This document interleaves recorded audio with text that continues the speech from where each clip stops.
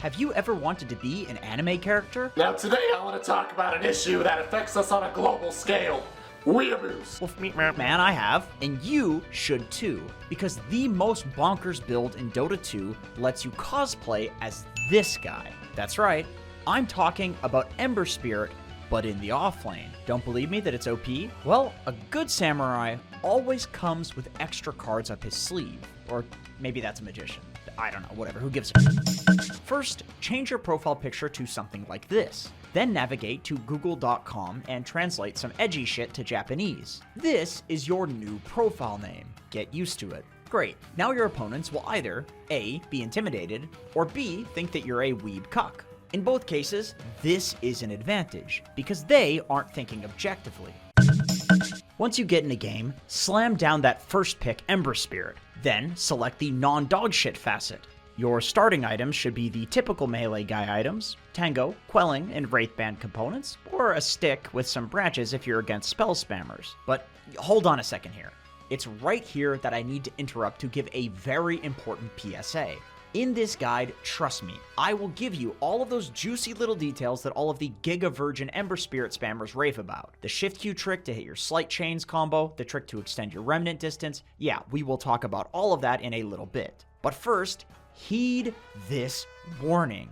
Do not feed at level 1. If you can hit level 2 without griefing, you are pretty much guaranteed to become the most cancer hero in the game. So, let's talk about how we can win the first couple of waves.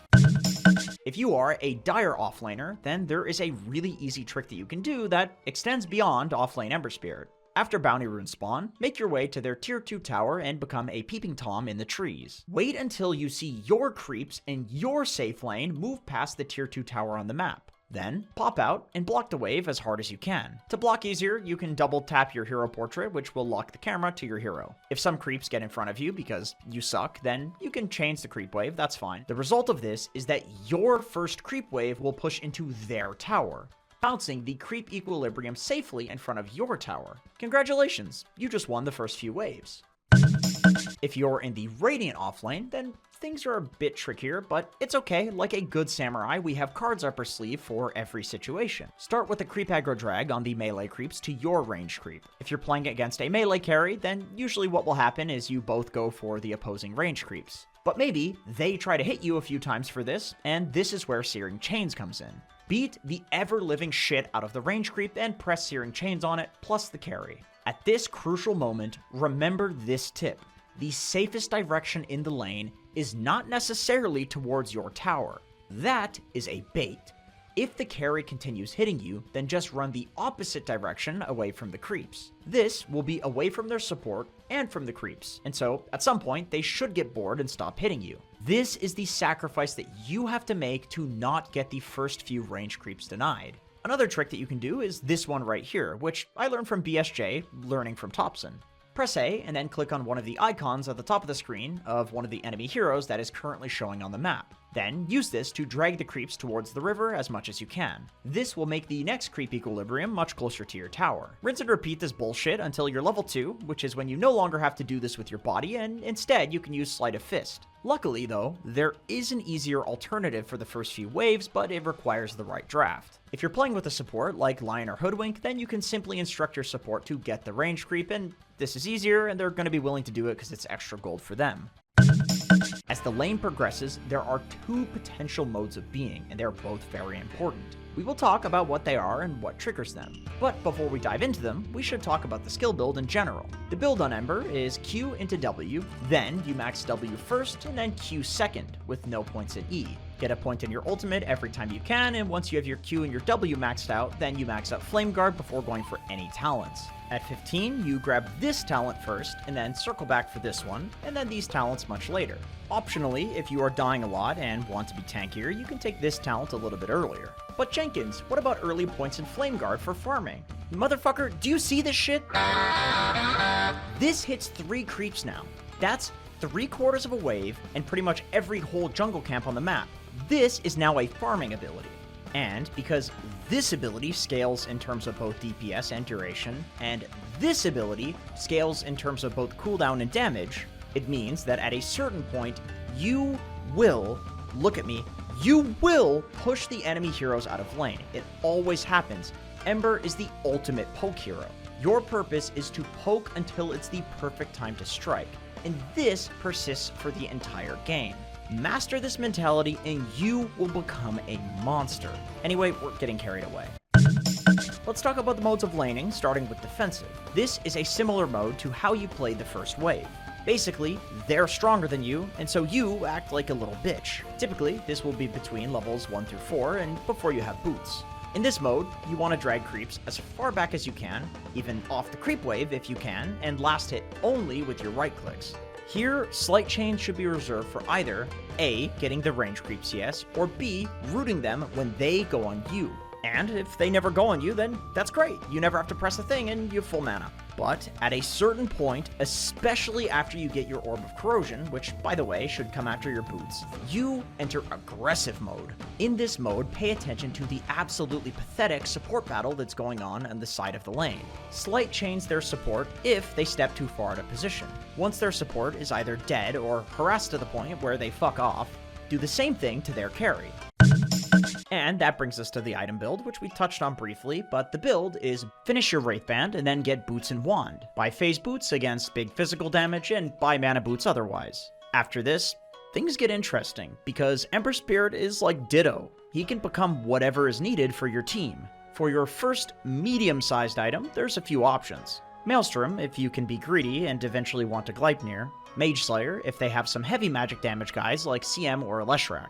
Or Spirit Vessel if they have healing dudes like Alk or Necrophos. After that, you go for the Tanky Man Spellcaster items. For a mix of damage, disable, and wave clear, Gleipnir is amazing. Obviously better if you went for the Maelstrom first, and this also pairs nicely with the Double Sleight Facet. If they have a lot of shit to lock you down, then BKB is required. If you want more armor and ability to get in there, then Shiva's is good. Late game, your inventory should look something like this. For this item, this is the I don't know what to build but want to be stronger item. And for this one, it lets you get across the map in half a second, which is obviously amazing for the late game. It's just a question of when you want it, not if. But once again, let's take a step back to the mid game. How do you play after the laning stage ends? Well, you're going to be the most annoying fucker on the map, and I'm going to tell you how. Stand in front of enemies and fucking slight them. That's honestly it. That's all you have to do. I'm not joking. It's so annoying. The esteemed content creator and Fart Studios carry player BSJ calls this pressure farming. There are two places where this can happen. One, the enemies are grouping up to pressure a tower. In this situation, throw a remnant on a nearby creep camp and simply stand in front of the tower. Press E, then slight the wave, getting the Mage Slayer and Orb of Corrosion debuff on all of the creeps, and press Q, hopefully hitting a hero and also a couple of creeps. This will clear the creep wave and chunk the guy that you hit for about 25% of their HP. Rinse and repeat this until they get pissed and try to dive you. When they dive you, press R and make your way back to the fight and chains those fuckers in the tower. 2. The enemies are trying to split up and farm. In this case, once again, throw a remnant on a nearby creep camp, albeit a safe one. Once the offlane wave is pushed into their tier 2 tower, go to the camp closest to their base that you can go to without dying and kill that shit. Slight and chains anybody who steps to the wave while farming every nearby creep camp. At some point, because you are being way too annoying, they're going to 5-man gank you. Ideally, you remnant away. Some people have referred to this build as the mosquito build, for obvious reasons. You're just hovering around and poking people and they cannot seem to kill you. But you know what? Sometimes mosquitoes get swatted, but they always come back. In other words, if you die, that is space created. While rinse and repeating this cancerous bullshit, or maybe Ebola or malaria, I don't know, whatever mosquitoes carry, a fight may be brewing somewhere else. Hold your TP cooldown, and TP to pretty much whatever happens on the map. The best thing about this hero is that it's completely noob-proof.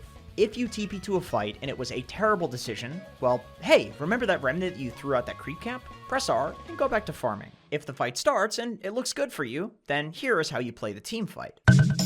Okay, so I know we have this whole samurai thing going on here, and samurais are supposed to be honorable. In team fights, fuck honor. You are not a samurai anymore. You are a wild lion.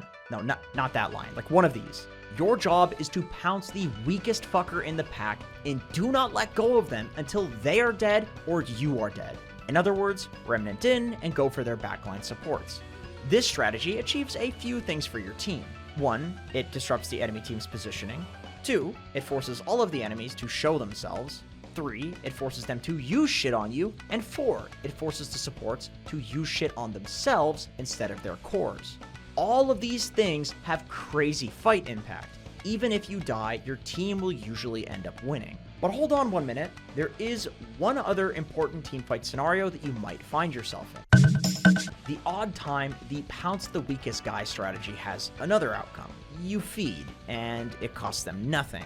Sometimes this is because they have a lot of counters to you, or because there's a big net worth disparity between you and them, but that's okay because this is when we circle back to the mosquito strategy. Put a remnant down in a safe place towards a tower or towards your team, then run into the fight, pressing Sleight of Fist and Searing Chains off cooldown. You can certainly try to combine the two strategies and press spells on their supports, don't get me wrong, but I find that if you are mosquitoing in teamfights, the best strat is to just Searing Chains the guy that your team is going on. The idea here is to simply get as many rounds of spells off as possible from a distance, because Ember has super low cooldowns. So, with this strategy, aim to kite and make fights as long as possible. Once you've killed a couple of enemies using this strat, that's when you can pivot to the lion strategy, and then remnant in like a psychopath because you are less likely to feed. Okay, before we go, let's do a quick lightning round where I talk about the most important tips and tricks that I've learned while playing Offlane Ember. Trick number 1. You can abuse Shift-Q tactics to hit your Sleight Chains combo. Here's how. Step 1. Press Sleight of Fist. Step 2. Shift-Q a right-click on the unit that you want to hit the chains on. Step 3. Shift-Q Searing Chains. Voila! You're now way more likely to hit them. How does it work? Sleight of Fist technically moves you around between the units as you slide, so the shift-cued right-click will only trigger when your body is on top of that unit. So, therefore, you will only chains when you are right on top of that unit in the slide itself. Trick number 2, you can Sleight of Fist, then throw a remnant while sliding to remnant way farther than normal. Trick number 3, you can also remnant while remnanting, which will cause your hero to continue to the next remnant without any additional mana cost. Trick number 4, you can interrupt yourself while remnanting with Sleight of Fist. This will put your hero where the Sleight of Fist started from rather than where the remnant is. This is useful because the remnants still explode, meaning that you can now use them as nukes without committing yourself to chaos.